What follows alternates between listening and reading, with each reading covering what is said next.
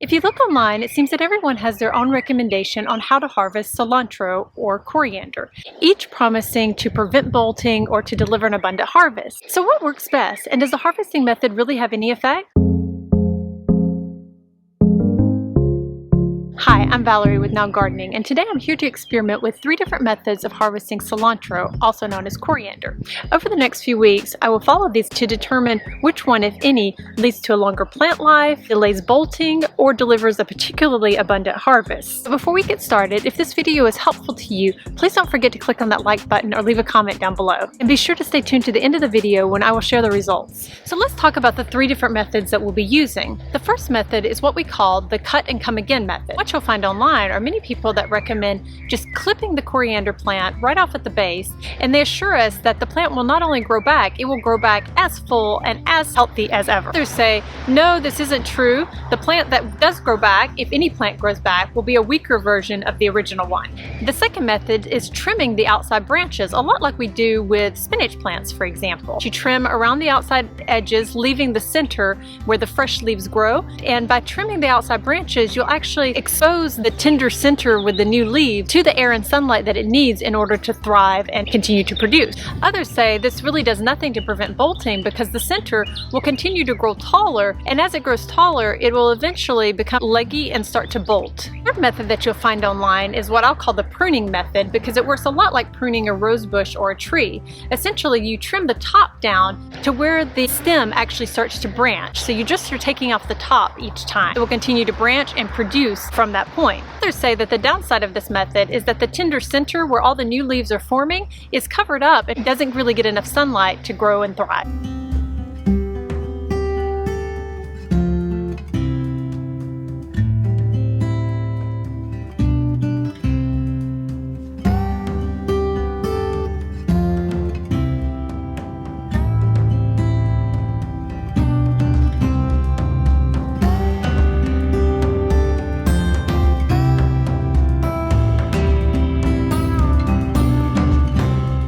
So I have 3 different cases here.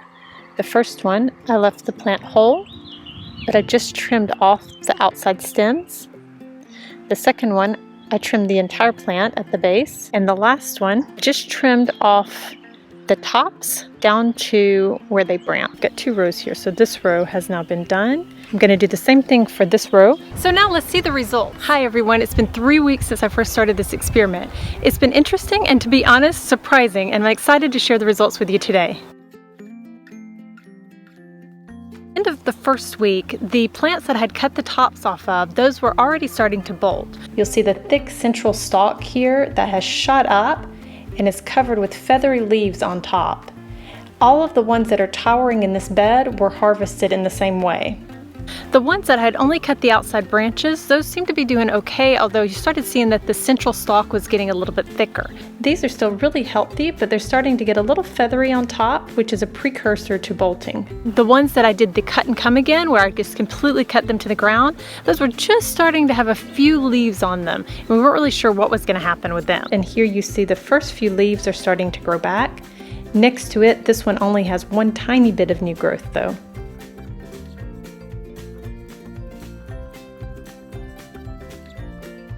By the end of week 2, however, the temperatures had started to rise, and with rising temperatures, I had rising plants too. The plants started to bolt. And here you can see now we don't have just the 3 towers that we had last week. We have many of them that have popped up. Even the shorter ones are starting to have a little seed head inside there. And so as a recap, these are ones that I trimmed at the branching part. So it's still got a lot of healthy stuff growing on it, but it is getting thick through here and does have the seed head on it.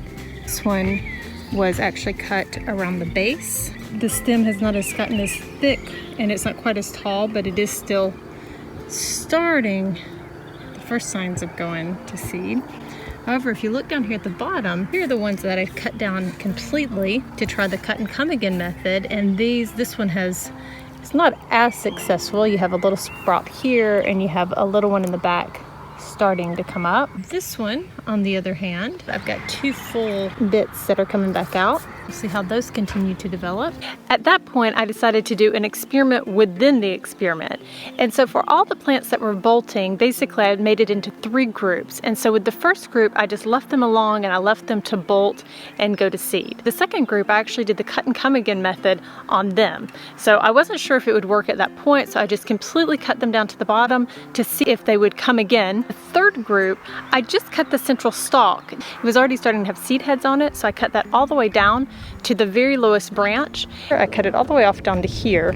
We're going to see what happens there, if these little bits try to go to seed or if it continues to develop as a nice healthy plant. So here we are at week 3. As you can see behind me, those that I left alone last week have towered and flowered. But although the pollinators are loving these flowers, I'm not getting any new usable growth. Now for the original cut and come again. These I am getting some new growth on, but for the most part, they're spindly and not really all that productive. 2 groups, which were the experiments within the experiment. If you'll remember, I did try the cut and come again method on some of those that had already started to bolt. Those, unfortunately, those are completely done for. There's no new growth on them whatsoever. I just cut the central stalk down, that thick central stalk that had bolted down. Those are still producing. I do have mixed results. I have some that are kind of getting flower heads on them now.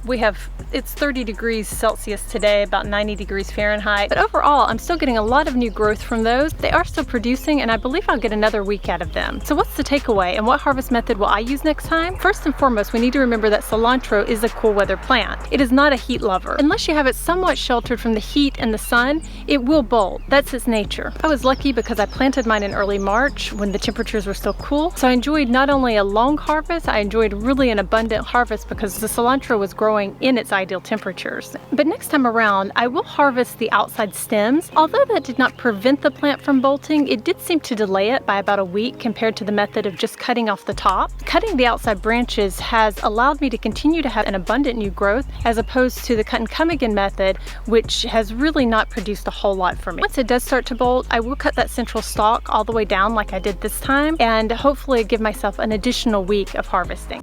I'm going to fly away.